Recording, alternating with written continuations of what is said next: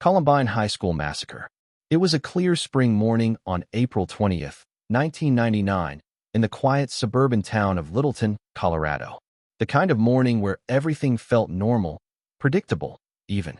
At Columbine High School, students moved through the halls with the usual energy. Some were laughing with friends, others were worrying about tests, and a few were already thinking about lunch plans. Teachers prepared lessons, the school buzzed with life, and nothing seemed out of place. But beneath that ordinary surface, something deeply troubling had been building. The day would soon become known as the Columbine High School Massacre, one of the most shocking school tragedies in American history. Two students, Harris and Dylan Klebold, had spent months planning an attack. Their intentions were hidden behind normal routines, unnoticed by most around them. While classmates focused on everyday teenage life, these two carried out preparations that would soon lead to unimaginable consequences. Late in the morning, just before lunchtime, the calm was broken. At first, the sounds didn't make sense, loud popping noises that some mistook for pranks or something harmless. But confusion quickly turned into fear. Students began to realize something was terribly wrong. Inside the school, panic spread rapidly.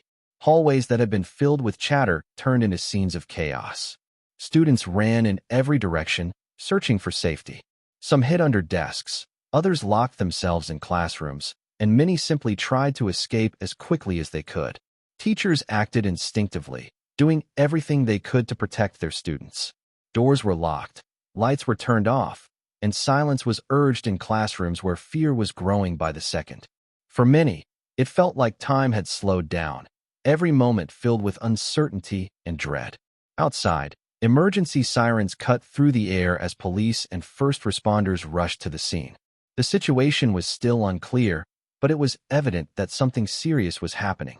News began to spread, first locally and then across the country. Parents, hearing fragments of information, rushed toward the school, desperate for answers. For hours, confusion dominated. Students who had managed to escape gathered nearby, many in shock, trying to process what they had just experienced. Some were reunited with their families, while others waited anxiously, hoping for news about friends and classmates still inside. As the situation unfolded, the full weight of the tragedy began to emerge. By the end of the attack, 13 innocent lives had been lost, including 12 students and one teacher. Many others were injured, and countless individuals were left with emotional scars that would last a lifetime. The school, once a place of learning and connection, had become the center of a national tragedy. In the days that followed, grief spread far beyond Littleton. Across the United States, people struggled to comprehend what had happened. Vigils were held, candles were lit, and communities came together to mourn those who were lost. Images of students embracing, families grieving, and crowds gathering in silence became symbols of shared sorrow. The impact of Columbine reached into every corner of the country. It sparked difficult conversations about school safety, bullying, mental health, and the warning signs that might be overlooked in everyday life. Schools began to change how they approached security and emergency preparedness, introducing drills and measures designed to protect students in ways that had rarely been considered before. But beyond the policies and discussions, the human impact remained at the center. Families lost children. Friends lost classmates. A community lost its sense of normalcy. And for those who lived through it, the memories would never fully fade. Columbine became more than just a headline. It became a turning point.